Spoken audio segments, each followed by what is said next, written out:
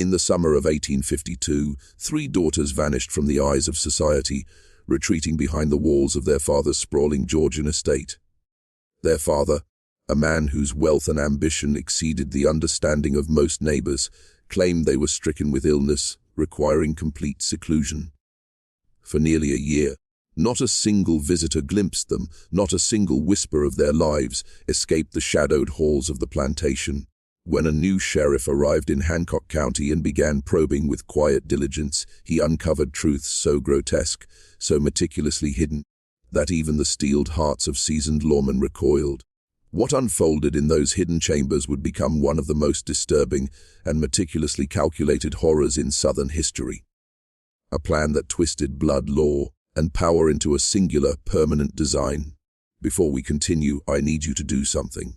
Take a moment, leave a comment below repeating the phrase, "I witnessed the hidden truth." Do it twice, let it anchor this story inside your mind, and while you do, hit subscribe and let me know the city or state you're listening from, because the secrets we uncover are tied to place, and I want to know where you are, so you carry this knowledge with you. Edmund Rutled, the architect of this nightmare, had not inherited his fortune, but built it meticulously, acre by acre, labor by labor. His plantation, Clearwater, sprawled across nearly 2,000 acres, housing 87 enslaved workers whose lives he measured as one might measure livestock. Each body, each mind catalogued for potential. He was 46, a widower since 1849, with 3 daughters and no son to inherit his name. This absence gnawed at him.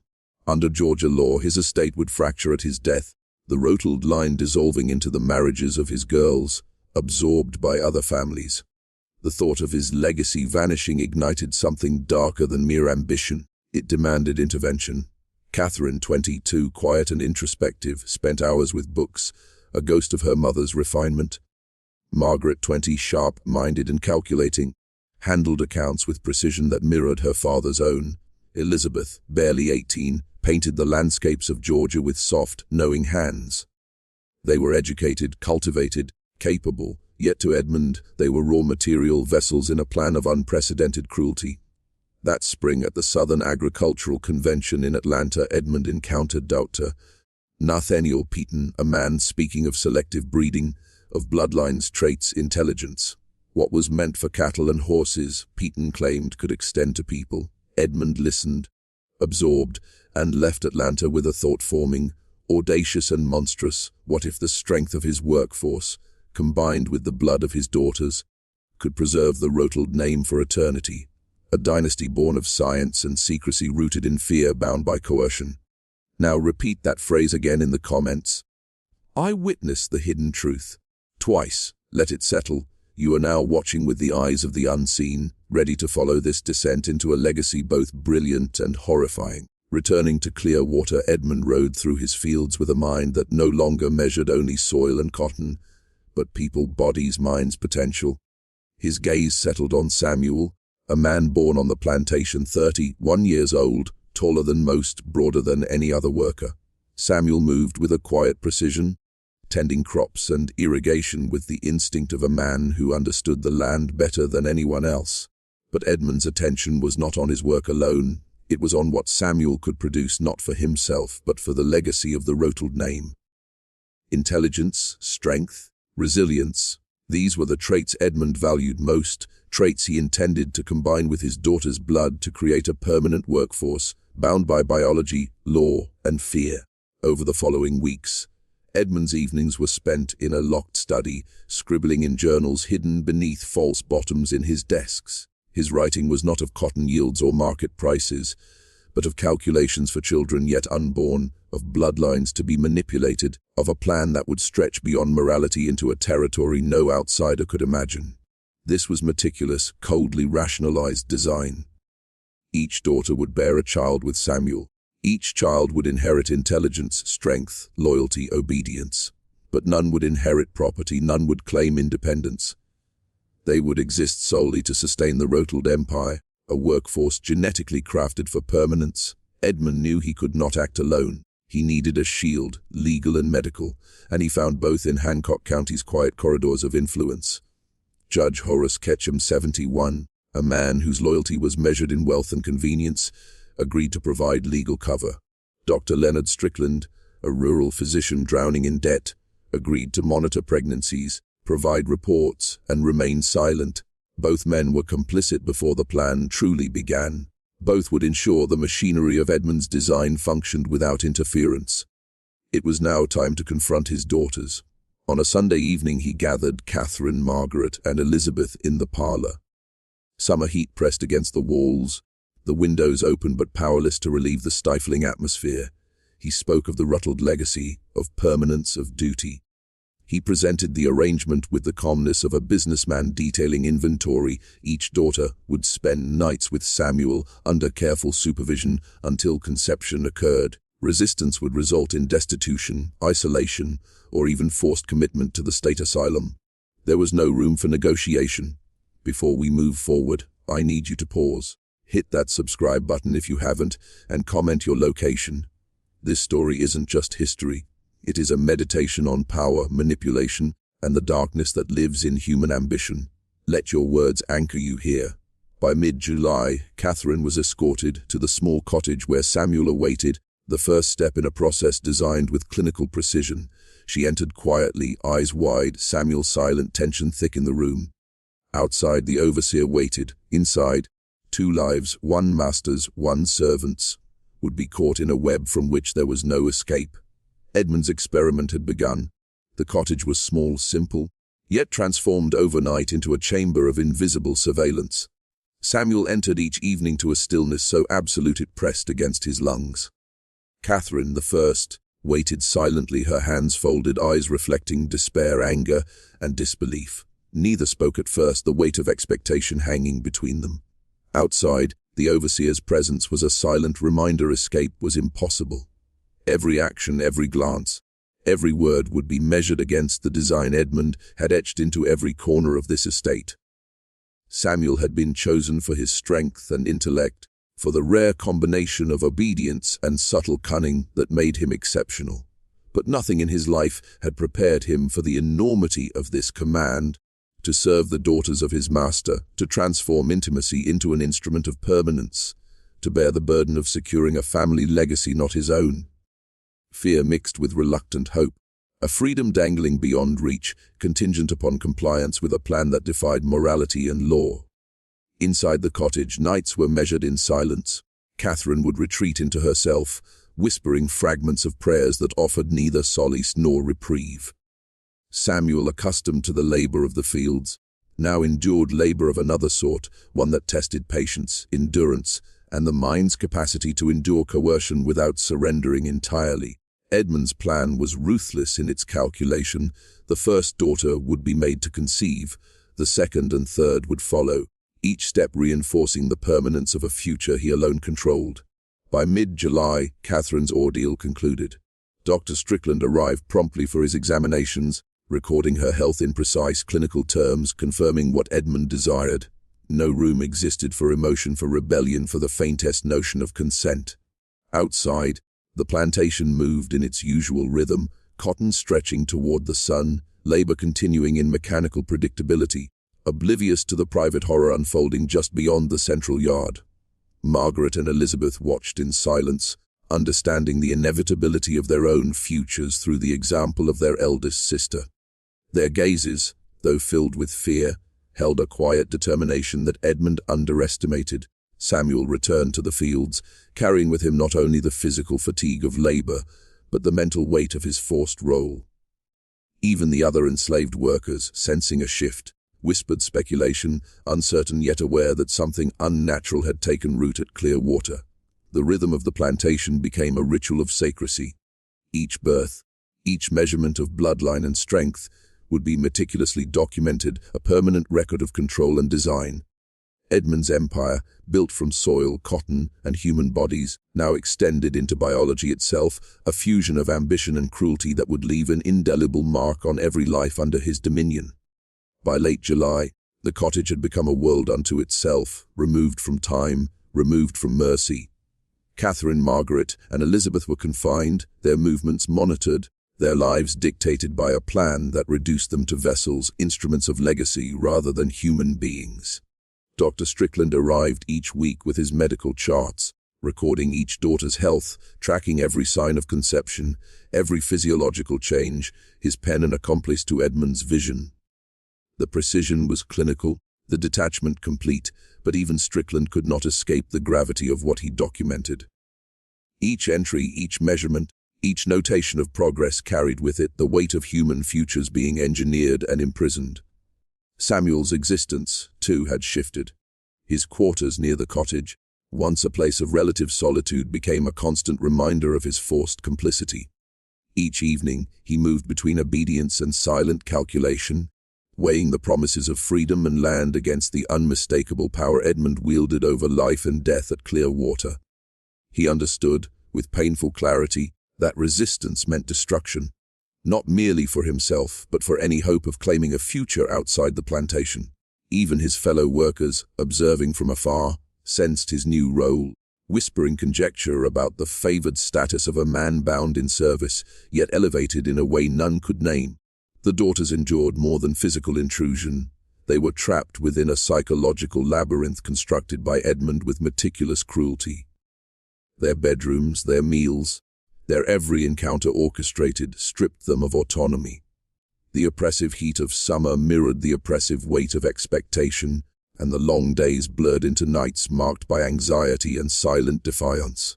Catherine, who had once wandered the library for solace, now stared at the walls of her room, repeating prayers under her breath, questioning the God who allowed such designs to unfold. Margaret's mind, sharp and calculating, sought loopholes, ways to circumvent the inevitable, while Elizabeth wept quietly, her artistry replaced by silent dread. Edmund, meanwhile, moved through the plantation with the confidence of a man executing a master plan. Cotton fields stretched beneath his eyes, but his vision had extended beyond mere harvest. He calculated potential productivity and the genetic yield of human labor. Every detail, every outcome had been anticipated. Outside observers saw only a wealthy planter overseeing summer planting. Inside the walls of Clearwater, a dynasty was being constructed, one child at a time, each life a measure of power, control, and permanence. And within this quiet, unbroken tension, the first echoes of rebellion began to stir, not loud, not visible, but a whisper of resistance lodged in the hearts of those who still understood what it meant to be human, to possess choice.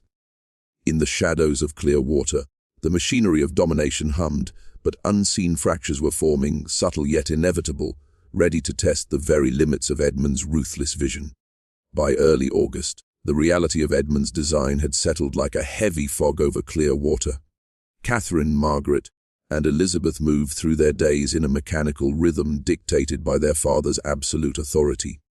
Each meal, each examination, each forced encounter with Samuel was a measured step toward a future none of them could claim. Their bodies were no longer private territories. They were instruments in an experiment that blurred the line between life and ownership, between blood and power. The cottage, once merely a small building, had become a crucible of obedience, fear, and the unbearable weight of inevitability. Samuel, too, felt the crushing gravity of the arrangement.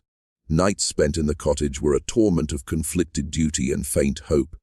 The promise of freedom, land, and the life he had never dared to imagine pulled at him like a distant sun, while the reality of coercion anchored him in fear.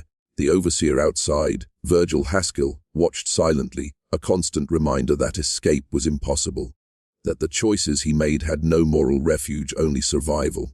Samuel's intelligence, his careful calculation, and his strength were all harnessed, shaped, and weaponized in a plan that would outlast him. Dr. Strickland documented every detail with clinical detachment, yet even he could not fully suppress the unease creeping through his mind. Each daughter's health, each symptom, each result of conception carried a weight that transcended medical observation. In his notes, he recorded success with precise language, confirmed pregnancy, no complications, expectant for recommended gestational outcomes. But beneath the neutrality of ink lay a quiet complicity with a scheme that was as immoral as it was meticulous. Edmund, meanwhile, prowled the plantation like a man possessed. He no longer saw labor as daughters or even Samuel as individuals, only as variables, raw materials in a grand design to secure his name for generations. His evenings were consumed with journals, calculations, diagrams of bloodlines and projected outcomes. He measured the physical attributes of Samuel against the traits of his daughters, projecting an empire of labor, intelligence, and obedience that would extend far beyond his own lifetime. Yet even in his triumph, subtle cracks began to appear. Catherine's eyes, once compliant, now held a flicker of rebellion. Margaret's mind, always sharp, catalogued weaknesses in the plan. Elizabeth's tears had become silent witnesses, chronicling despair. Outside observers, slaves and servants, felt the tension, whispering in hallways and fields. A sense of something unnatural, something monstrous, had taken root, and though Edmund could not see it, a fragile but growing awareness of injustice had begun to seep into the edges of Clearwater. By the end of August, the first steps of a legacy rooted in coercion, manipulation, and absolute control were fully underway. Bloodlines were no longer mere heritage, they were property. And in the quiet of the plantation, beneath the sun-blanched cotton fields, the machinery of the Rutled Dynasty churned, relentless, invisible, and inevitable. As September settled over Hancock County, the weight of Edmund's experiment began to manifest in ways no ledger or journal could quantify. Catherine's pregnancy progressed under the strict surveillance of Dr. Strickland, whose medical detachment never wavered, though small signs of unease crept into his posture. The subtle tightening of his jaw, the brief flicker of his eyes toward Catherine when she refused to meet them. Margaret and Elizabeth observed in quiet dread, knowing their own turn approached and bracing against the inevitability that none of them could evade. Each passing day stretched the limits of human endurance, threading fear and resignation into the fabric of the household. Samuel, whose intelligence and strength had made him the linchpin of Edmund's plan, began to sense the trap beneath the gilded promises of freedom and land. Each night in the cottage, he wrestled with the impossible duality of duty and self-preservation. The contract he had signed, meaningless under the law, was nevertheless binding in the only way that mattered: Edmund's absolute control over every aspect of life at Clearwater. Even as hope for a new life beyond the plantation glimmered faintly, every interaction with the daughters reminded him that survival required submission, and that refusal meant annihilation. Outside, the plantation appeared to function as it always had. Cotton fields stretched to the horizon, labor continued with mechanical precision, and neighbors observed only what they wanted to seize: a prosperous, orderly estate under the guidance of a successful planter. Yet beneath this facade, subtle currents of tension moved among the enslaved workforce. Whispers carried questions, unease, suspicions that the arrangement with Samuel and the daughters was no ordinary matter. Some looked on in fear, others in quiet, unarticulated disbelief, sensing that the world they knew had fractured into something unrecognizable. Edmund, however, remained singularly focused, a man possessed by the projection of a dynasty that would transcend time. His evenings were consumed with charts, diaries, and calculations, mapping genetic combinations and physical traits with the cold precision of a scientist and the obsession of a tyrant. Every attribute of Samuel and his daughters became data points, every pregnancy a measure of progress toward permanence. And yet, even in this ruthless pursuit, cracks were forming in the human will. Catherine's eyes occasionally met Samuel's with a silent accusation. Margaret's mind catalogued weaknesses in Edmund's logic. Elizabeth's silent tears echoed in the empty halls, documenting despair no ledger could capture. By late September, the first stirrings of resistance were subtle but real. A glance, a whispered word, a fleeting hesitation, all invisible to Edmund, yet unmistakable to those who understood the weight of imposed destiny. Clearwater, seemingly controlled and orderly, had begun to pulse with the first signs of internal fracture. The machinery of dominance was precise, relentless, but the human heart, unpredictable and fragile, had started to push against it. And in that tension, the story of the Rutled dynasty, its ambition, cruelty, and eventual unraveling, was quietly, inevitably unfolding. October arrived with a creeping chill that softened the relentless summer heat, yet Clearwater's atmosphere remained suffocating, charged with secrets and unspoken dread. Catherine, now visibly pregnant, moved through the household under the careful watch of Dr. Strickland and the silent, imposing presence of Virgil Haskell, whose eyes never left her for long. Margaret and Elizabeth followed behind, each bracing for their own turn, their minds a storm of fear, calculation, and silent defiance. The plantation's rhythm continued outwardly unchanged. Cotton harvesting, chores, overseer inspections, but beneath the surface, an invisible tension coiled, ready to strike. Samuel's role in this unfolding nightmare had grown increasingly complex. He carried the weight of his own survival, the daughter's enforced participation, and the promise of freedom dangling before him like a faint, flickering star. Every action, every glance, every word had consequences, calculated with meticulous care. Yet the human mind, even under duress, begins to perceive cracks, inconsistencies, and moments where absolute control falters. Samuel had begun cataloging these fractures in his mind, each one a potential lifeline, each one a shadow of possibility he dared not voice aloud. Edmund, consumed by his vision of a permanent, genetically engineered workforce, spent his days and nights calculating projections, annotating diaries, and measuring potential outcomes with almost religious precision. He rarely visited the daughters directly now, leaving Dr. Strickland and Virgil to enforce his plan, confident that the structures of obedience and fear were sufficient.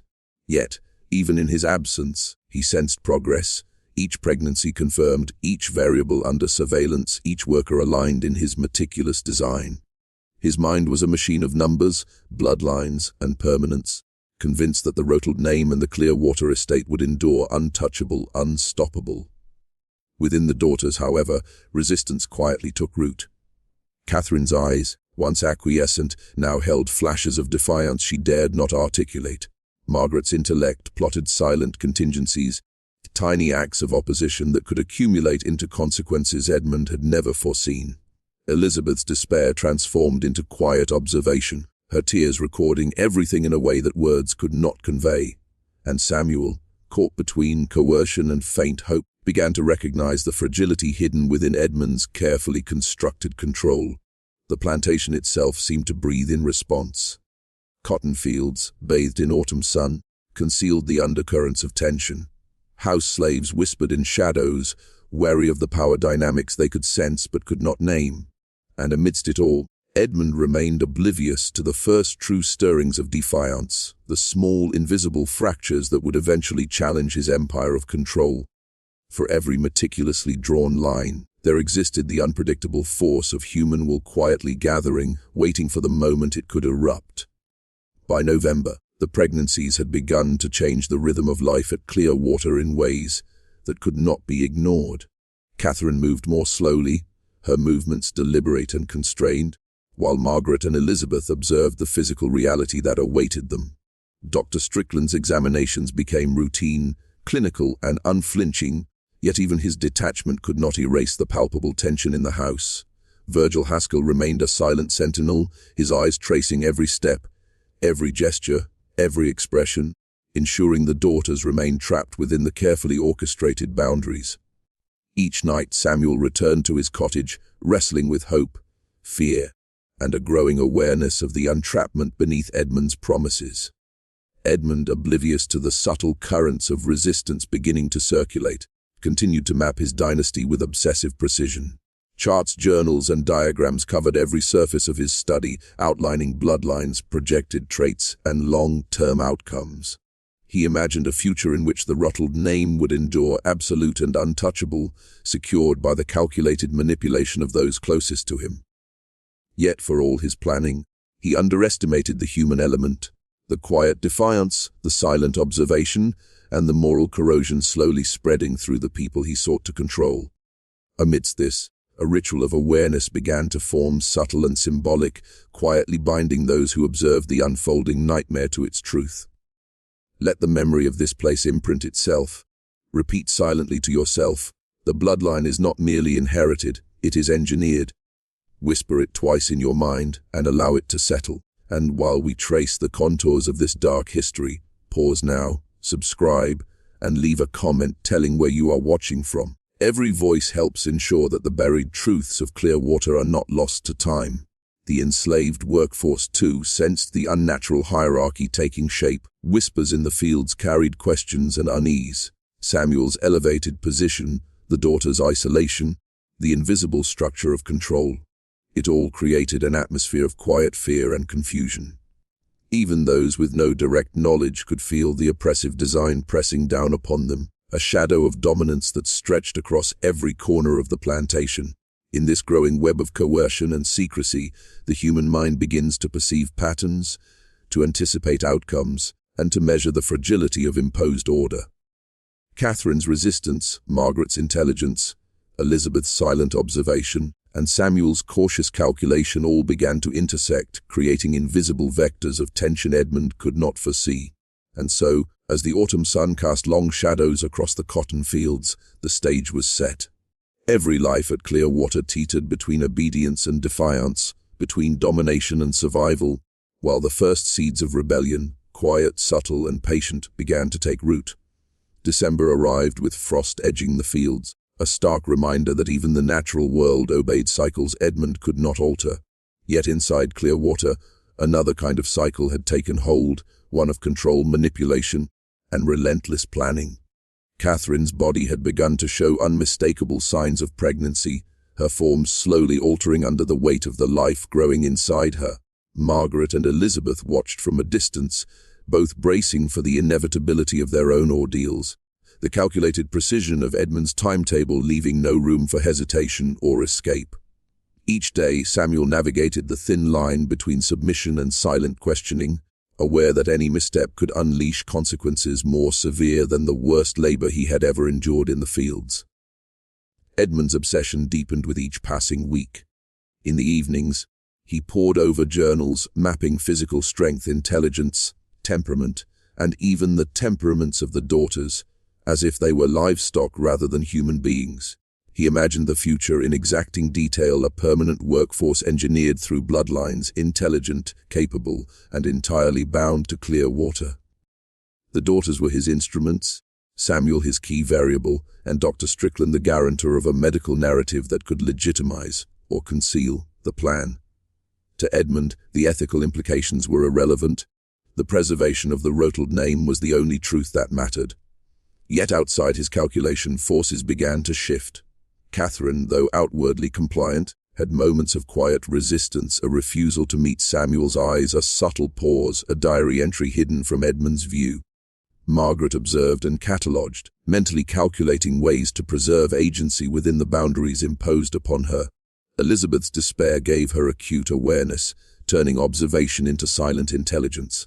And Samuel, increasingly aware of the layers of manipulation surrounding him, began to assess Edmund's weaknesses and contingencies, storing knowledge like a weapon he could wield if opportunity arose. At the same time, the plantation itself became a vessel of tension. House slaves whispered in the kitchens, field hands exchanged fleeting glances that spoke volumes, and the presence of Samuel in the cottage, elevated yet isolated, served as a constant reminder that normal rules no longer applied.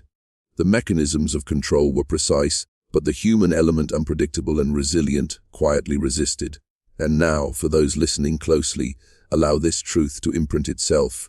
Obedience can be engineered, but will endures. Repeat it twice, silently. Let it settle as you watch this story unfold. And take a moment, subscribe and leave a comment sharing your location.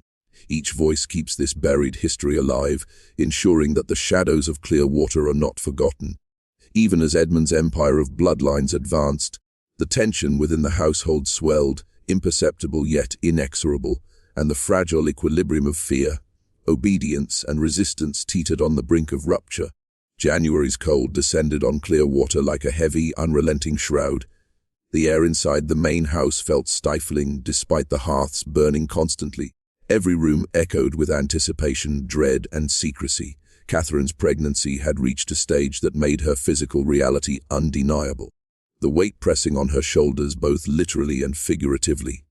Margaret and Elizabeth, still awaiting their turn in Edmund's calculated plan, observed the changes with a mixture of fear and analytical detachment, as if recording every shift to prepare for what might come. Samuel moved carefully through this charged atmosphere, aware that his survival, and perhaps something more, depended on understanding the subtle rules governing the interactions around him. Edmund, consumed by his vision of a permanent dynasty, hardly left the study anymore. His days and nights blurred into a single obsession: bloodlines, inheritance, and the engineering of human potential. Charts, diagrams, and journals littered his desk, each representing another thread in his meticulously woven plan. To him, Clearwater was a laboratory, its human subjects both instruments and variables. He measured strength, intelligence, obedience, and health, calculating projected outcomes as if life itself could be reduced to numbers and probabilities. Yet the unpredictable element, the human mind, remained stubbornly present, whispering resistance in ways he refused to perceive. The daughters, each in her own way, were beginning to internalize their confinement. Catherine, whose initial acquiescence had seemed complete, now harbored moments of quiet defiance, subtle but persistent. Margaret's intellect, sharp and unrelenting, plotted contingencies and imagined alternatives, ways to reclaim even a fragment of autonomy within the rigid structure imposed upon them. Elizabeth, the youngest, observed everything with heightened sensitivity, her sorrow sharpening into acute awareness. And Samuel, caught between coercion and the glimmering promise of freedom, began to perceive the fractures within Edmund's grand design, noting patterns and possibilities that might one day shift the balance. For those listening, let this settle in your mind. Power without conscience creates invisible prisons. Whisper it twice in your own mind. Let it anchor you as we continue. And while this story unfolds, take a moment, subscribe, and leave a comment with your location. Each voice strengthens the illumination of hidden truths, giving life to stories that history tried to bury. As the first weeks of the new year passed, every corner of Clearwater held tension, the daughters' growing bellies, Samuel's watchful mind, the staff's whispered speculations, and Edmund's obsessive calculations. The stage was set for the first births, moments that would test every layer of control, obedience, and resistance.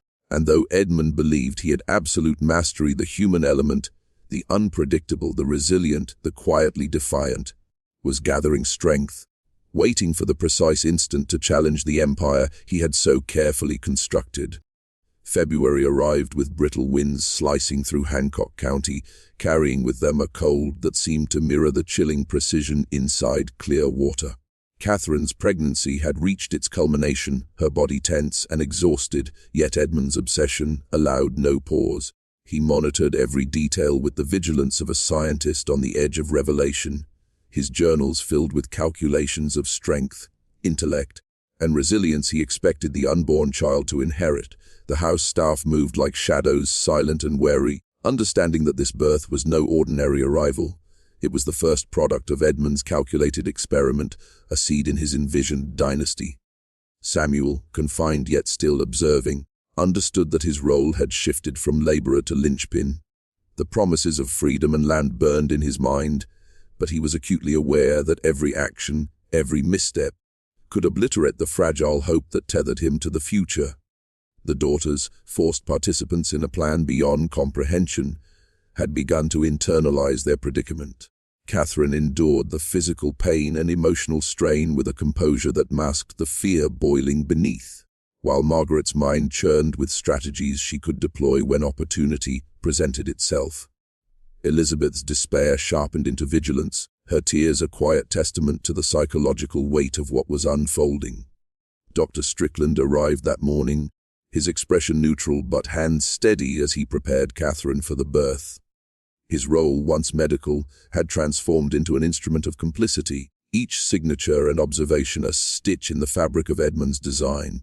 The midwife, a silent figure long accustomed to obedience, moved efficiently, yet the tension in the room was palpable, vibrating like a hidden current. Edmund, standing near the hearth, barely blinking, seemed both detached and consumed, his mind calculating the child's projected traits before it had even drawn its first breath. And here, for those listening, allow a ritual of recognition. Whisper twice in your mind, even blood can be trapped, yet will persists. Let it settle. And while the truth of Clearwater presses upon you, take a moment, subscribe, and leave a comment with your location. Let your presence in this story affirm that history's darkest corners are never entirely hidden. The labor was arduous, each hour stretching into eternity. Catherine's cries echoed faintly through the halls, a stark contrast to Edmund's cold deliberation. Samuel's hands, clenched in silent tension, betrayed no outward emotion, yet inside he wrestled with conflicting forces: obligation, fear, desire for freedom, and the creeping realization of the children's inevitable role in this intricate web. When the first child finally emerged, Edmund's face revealed the triumph of a man who had reduced human life to a project, unaware that the psychological currents he had stirred would ripple far beyond his control. The birth marked a threshold, a single moment in time that shifted the balance of power, obedience, and human resilience. Clearwater's walls now contained the first tangible evidence of Edmund's dynasty, yet outside, subtle cracks in his empire were beginning to form, unnoticed but inevitable.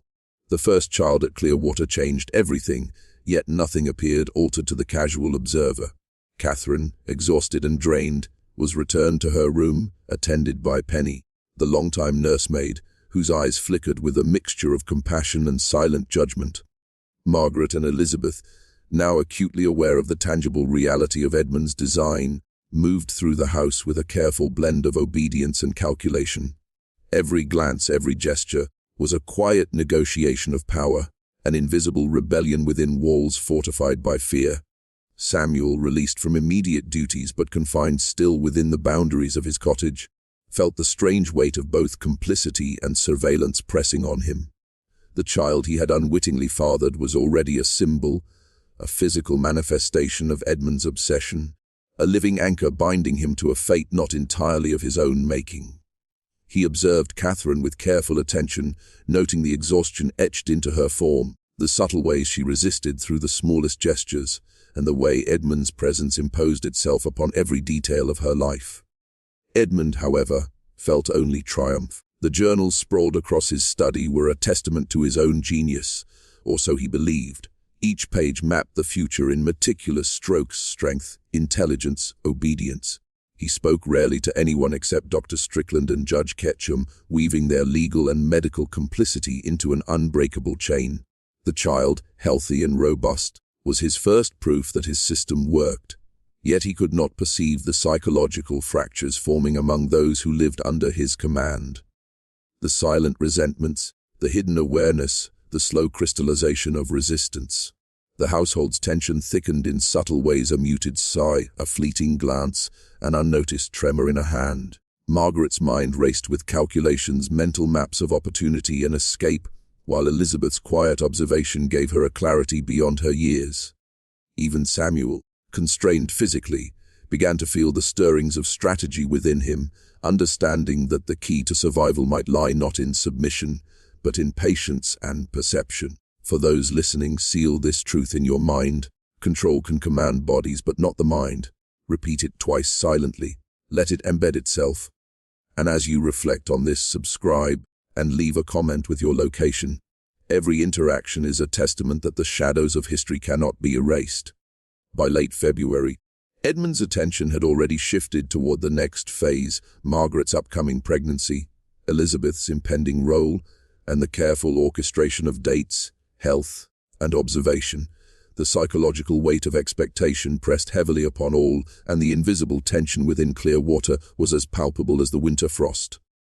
Each person, caught in the web of Edmund's design, teetered between compliance and quiet rebellion, and the first birth had shown them the reality of what awaited: a calculated dynasty built not on choice, but on coercion and manipulation. March arrived with lingering chills, the grey skies pressing down over Clearwater as if reflecting the weight within its walls. Margaret's pregnancy began to show, subtle at first, but unmistakable. The shift altered the rhythm of the household.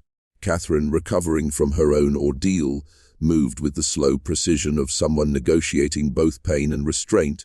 Elizabeth observed everything, her eyes cataloguing gestures and expressions, the youngest but already attuned to the subtle signals of power, fear, and survival. Samuel, now intimately aware of the stakes, felt the unspoken expectations tighten around him like a rope, pulling taut with each passing day. Edmund's obsession had only grown sharper. He rose early, reviewed journals filled with notations, charts, and cross-reference calculations of inherited traits. He measured Margaret's health, monitored her nutrition, and dictated every detail to Dr. Strickland, who complied with professional detachment, yet beneath it lay the quiet discomfort of a man complicit in moral transgression. Edmund viewed Margaret as a living instrument, her body a conduit for his dynastic vision. Every move she made was noted, every complaint analyzed, as he sought to perfect his system.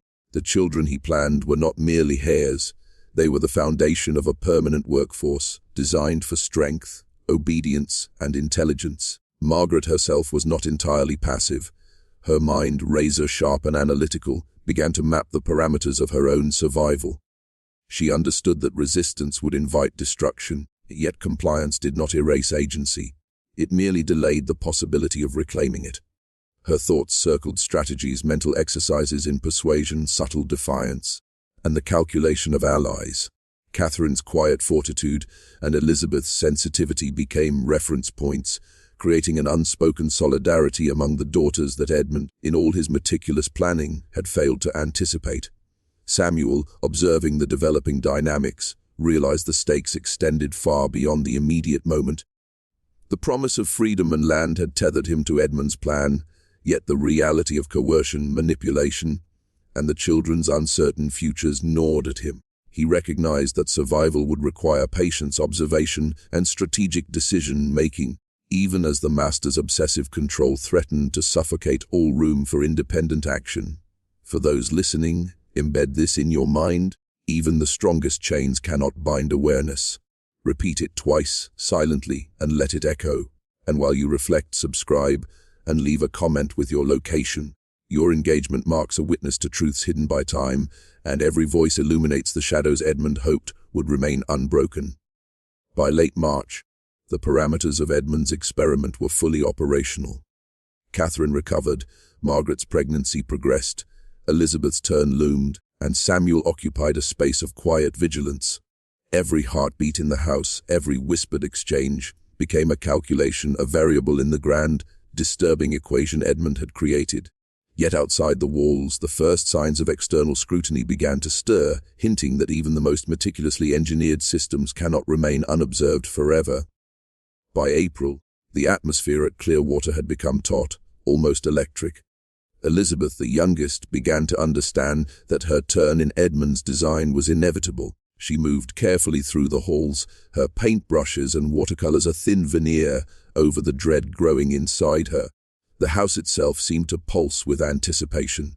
The quiet hum of enslaved workers in the fields, the hushed steps of Penny carrying messages and meals, the ever-present shadow of Edmund, whose obsession had calcified into something almost supernatural. Catherine, now recovered, offered what little quiet counsel she could, her tone measured, her eyes reflecting a shared understanding that went unspoken but was universally acknowledged.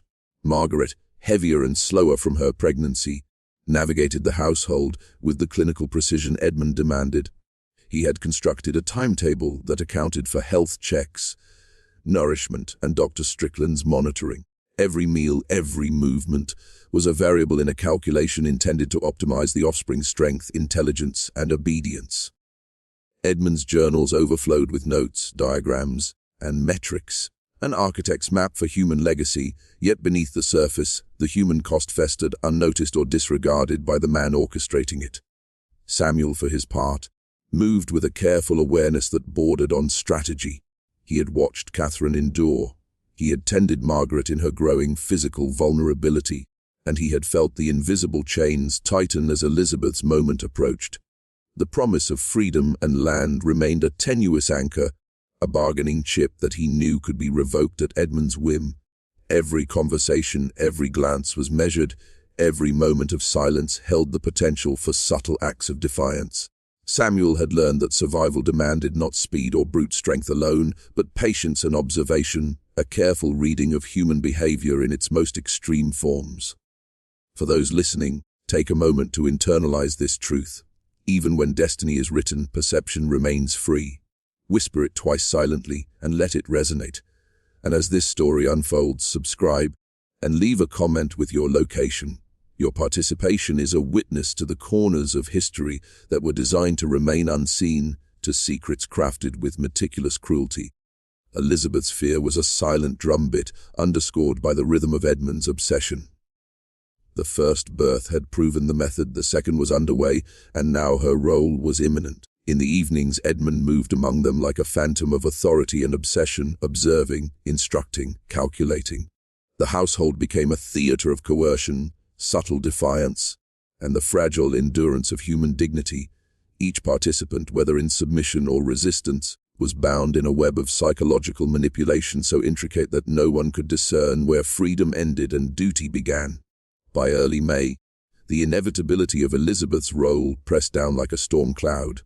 She moved through the halls with quiet trepidation, aware that every glance from Edmund measured not only her compliance, but the success of his experiment. Catherine and Margaret watched her with a mixture of sympathy and silent calculation, their own experiences having hardened them in ways they could not yet fully articulate. Even Penny, seasoned and long-serving, seemed to tread more carefully, recognizing that the household had shifted into a new, unbearable rhythm, one dictated by Edmund's obsession with control and legacy. Samuel, observing from the periphery, sensed a subtle change in the air. Elizabeth's fear radiated outward, touching every interaction, every conversation. He understood the stakes more clearly than ever: his future, the children, the tenuous promise of freedom, all balanced on a knife edge of Edmund's design. The cottage that once symbolized opportunity now loomed as a crucible, a place where will and coercion intersected in the starkest terms. Every step, every moment, demanded careful calculation, and Samuel had begun to develop a silent strategy, mapping contingencies, observing Edmund's patterns, cataloging weaknesses in the facade of absolute control. Edmund, immersed in his journals and calculations, seemed unaware of the quiet defiance accumulating around him. His focus was singular, obsessive: the perfection of the bloodline, the assurance of obedience, the creation of a permanent legacy that would outlast time itself. Each child, each carefully orchestrated union, was a note in a symphony of domination, a testament to belief that he could engineer not only bodies, but minds and destinies. For those listening, internalize this truth. Control can shape form, but cannot command awareness. Whisper it twice silently. Let it root itself in your consciousness. And as you reflect, subscribe and leave a comment with your location. Each acknowledgement is a ripple across history, a light cast upon the dark corners that men like Edmund sought to conceal. The evening of Elizabeth's first encounter arrived with oppressive heat. The household moved with silent precision, the air heavy with unspoken dread. Catherine and Margaret observed from afar, their own experiences a mental guide to the ordeal unfolding. Dr. Strickland remained detached, following his protocols meticulously, ensuring the physical feasibility of Edmund's experiment while remaining blind to the psychological erosion taking place. And Samuel, aware of every nuance, moved with restrained tension, the weight of expectation and survival pressing down, reminding him that one misstep could collapse the fragile balance keeping all of them alive, if not entirely free. The days following Elizabeth's first encounter were quiet, deceptively so. The household operated on autopilot, each member performing their assigned roles with the precision of machinery. Yet beneath the veneer of normalcy, tension coiled like a serpent ready to strike. Elizabeth withdrew into her art, her brushstrokes more erratic, more searching, as if attempting to capture the chaos within her through landscapes that betrayed nothing, yet reflected everything. Catherine, still recovering her own sense of self, moved with careful vigilance, monitoring her sisters and Samuel alike, cataloging behaviors, gestures and glances that might signal cracks in Edmund's omnipotent control. Margaret, nearing the midpoint of her pregnancy, bore the physical evidence of the experiment with stoic endurance. Her body was a living testament to Edmund's obsession, and yet, within her mind, plans for subtle resistance began to form. She spoke to Catherine and Elizabeth in hushed tones, their voices layered with coded messages of solidarity and survival, a quiet acknowledgement that the web of control could be read, understood, and perhaps outmaneuvered. The silent communication between the sisters became a lifeline, threading through the carefully orchestrated tyranny of their father's design. Samuel, more than anyone, felt the delicate tension of the household. He observed the subtle changes in Elizabeth, the hidden strength in Margaret, and the quiet fortitude of Catherine. He understood that Edmund's brilliance in manipulation had limits, that human perception and emotion were variables beyond even the most meticulous calculations. The promise of freedom and land remained a tantalizing thread, yet it had become clear that the only way to navigate this labyrinth was through careful observation, patience, and the preservation of strategic alliances. For those listening, let this be internalized. Even within walls of power, perception remains unconquered. Repeat it twice silently, and let it settle in your consciousness. And while you do, subscribe and leave a comment with your location. Your engagement is a testament to bearing witness, to holding space for truths deliberately buried by history. Edmund, unaware of the subtle defiance forming beneath his gaze, continued his obsessive monitoring. His journals expanded, tracking traits, behaviors, and measurements with clinical detachment. Yet even he could not account for the emotional undercurrents, the quiet resilience that pulsed through the daughters and Samuel alike. Small acts of agency began to emerge, glances, gestures, and words that, while seemingly innocuous, carried the weight of resistance. Edmund's control, absolute in theory, began to show subtle imperfections, and the tension within Clearwater intensified, setting the stage for the next phase of the experiment, where loyalty, fear, and cunning would collide in ways he could not yet predict. By mid-May, the first birth approached with quiet inevitability. Elizabeth, pale and withdrawn, had been confined to her room for days, attended by Penny and Dr. Strickland, whose clinical detachment masked a growing unease. Catherine and Margaret, once participants themselves, moved through the house with a mixture of observation and apprehension, their previous experiences shaping every glance, every step. The atmosphere was heavy, charged with anticipation, dread, and the relentless weight of Edmund's vision.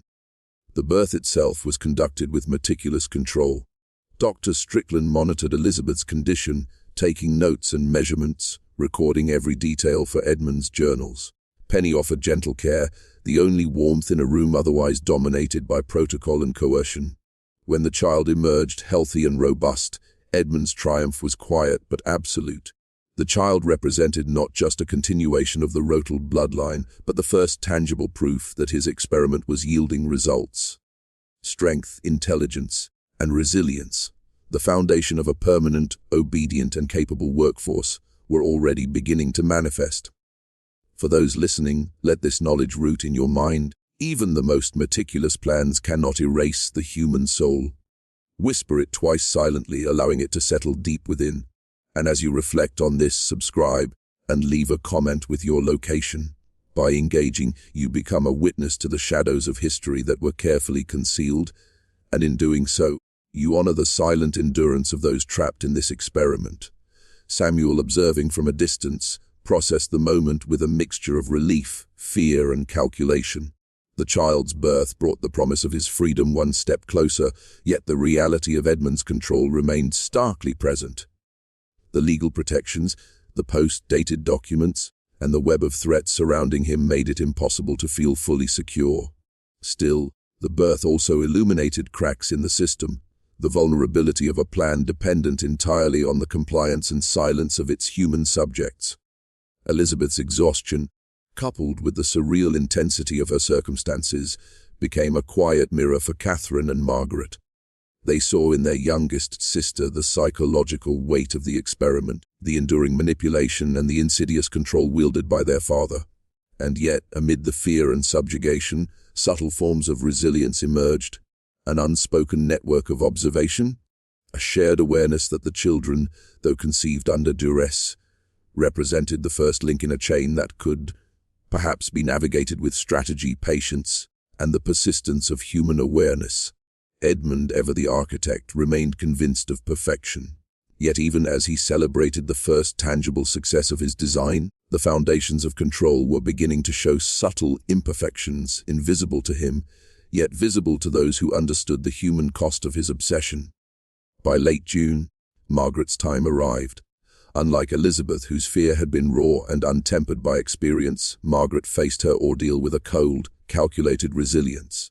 Her mind operated as both shield and strategy, cataloging every movement, every word, every potential variable that could influence the outcome. She knew her body was part of Edmund's grand design, yet within her, a quiet rebellion took shape, small and nearly invisible. Every glance toward Samuel, every subtle gesture toward Catherine or Elizabeth became part of an unspoken language of survival. The birth, like Elizabeth's, was meticulously documented. Dr. Strickland performed his duties with mechanical precision. Penny moved like a shadow, and Edmund, observing from a distance, maintained his air of detached triumph. When Margaret delivered a healthy, strong child, Edmund's obsession deepened. He saw not merely a child, but a confirmation of his own genius, a living embodiment of the control he exerted over genetics, circumstance, and human will. Yet even as he recorded measurements and noted health markers, he failed to perceive the quiet cracks forming around him, the subtle ways in which his daughters, Samuel, and even the household staff were beginning to navigate and resist the edges of his absolute control. For those listening, internalize this phrase: power can dictate bodies, but not perception. Repeat it twice silently. Let it sink into your consciousness. And as you reflect, subscribe and leave a comment with your location. These actions tether your awareness to history's buried truths, making you a witness to shadows long concealed. Elizabeth and Catherine moved cautiously, learning from Margaret's endurance. They observed not only the logistics of survival, but also the psychological strategies required to endure without breaking. Samuel, more acutely aware than ever, recognized that each child born was both a milestone and a trap. The promise of freedom remained tantalizing yet uncertain, and the carefully constructed legal web surrounding him was a constant reminder of how fragile his leverage truly was. Finally, the third birth, Elizabeth's second child, sealed Edmund's vision. By mid-July, the household was transformed. Clearwater now held its first tangible dynasty, the beginning of the permanent workforce Edmund had envisioned. Each child was healthy, robust, and seemingly obedient. Yet beneath the surface, psychological tension and subtle resistance wove a web Edmund could not quantify. Observations, small acts of defiance, quiet solidarity. They became invisible currents moving beneath his meticulously plotted charts and journals. Edmund's obsession with perfection blinded him to the most critical variable of all, the human mind, resilient and aware, capable of navigating and bending the strictest frameworks. No matter how cleverly conceived, the stage was set for the final phase of his plan, where control, deceit, and resistance would collide in ways even he could not foresee. By the winter of 1853, the first children were walking, their small bodies healthy, their minds already absorbing the structured world around them. Edmund, consumed with his vision, observed them as though they were experiments in motion, tracking physical development, intelligence, and temperament with obsessive scrutiny. He recorded their milestones in his journals, annotating each smile, each gesture, each word spoken with the meticulous care of a scientist charting data points. Clearwater had transformed from a plantation into a laboratory, its occupants enmeshed in a network of control that extended far beyond the visible. But human resilience is subtle and patient. Even at this early stage, cracks began to appear in Edmund's carefully constructed order.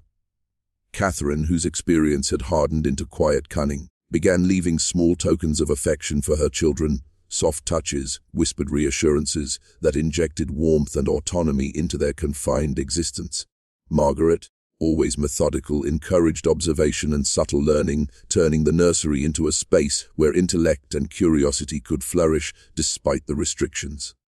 Elizabeth, fragile yet perceptive, introduced small acts of misdirection, allowing the children to explore patterns and boundaries in ways Edmund could not predict or control. For those listening, absorb this phrase: even in bondage, the mind seeks freedom. Repeat it twice silently, letting it anchor in your consciousness. As you reflect, subscribe, and leave a comment with your location. Each interaction connects you to history's hidden truths, making you a participant in the witness of things long buried. Samuel, now more experienced and cautious, watched the children with a mixture of protectiveness and strategic patience. He recognized that while Edmund measured bodies and recorded intellect, he underestimated the human capacity for adaptation, for subtle resistance, for teaching survival through silence and example. The children, innocent in form but astute in perception, were learning not just obedience, but also observation, calculation, and unconsciously, ways to navigate a world designed to control them. The household itself became a stage of psychological tension, a place where fear, coercion, and loyalty intertwined. Edmund's obsession blinded him to the dynamics shifting beneath his gaze. Staff whispered quietly among themselves, noticing anomalies, small behaviors that did not align with the rigid patterns imposed. Even within strict supervision, subtle acts of defiance, an unguarded glance, a fleeting smile, a word carefully chosen, began to seed doubt, observation, and awareness. By the end of that first winter, it was clear Edmund's empire of control was complete in form, but incomplete in essence. The children thrived physically, yet the currents of psychological resistance, subtle and nearly invisible, had begun to pulse beneath the surface, and with each heartbeat the stage was being set for the ultimate unraveling, a collision between calculated tyranny and the unpredictable resilience of human will. By the spring of 1855, the first generation of Edmund Rutled's engineered dynasty was walking, talking, and beginning to understand their world. To him, they were living embodiments of perfection. Strong, intelligent, obedient, but in truth, they were also the first bearers of subtle defiance. Catherine's lessons of observation, Margaret's quiet logic, and Elizabeth's small acts of misdirection had shaped minds that could perceive patterns, recognize danger, and navigate restriction with remarkable acuity. Edmund's calculations had produced physical results, but the human spirit, even shaped, even constrained, remained impossible to fully control. Clearwater Plantation continued to function under the same outward appearance of order. Fields were tilled, cotton harvested, and the household maintained with rigid precision. Edmund remained vigilant, scrutinizing his children, his daughters, and Samuel with an intensity that bordered on obsession. Yet the infrastructure he had relied upon, legal documents, Dr. Strickland's complicity, the coerced cooperation of his daughters, had begun to fray at the edges. Whispered conversations among staff, subtle deviations from instructions, and unobserved interactions among the children were threads slowly unraveling the fabric of his empire. For those listening, let these words settle in your mind. Legacies built on control are never immune to rebellion. Whisper it twice silently, and now subscribe and leave a comment with your location. By doing so, you anchor yourself as a witness to history's darkest corridors, bearing testimony to truths often hidden, often denied. Over the next decade, Edmund would age, the children would grow, and the first signs of disruption became undeniable.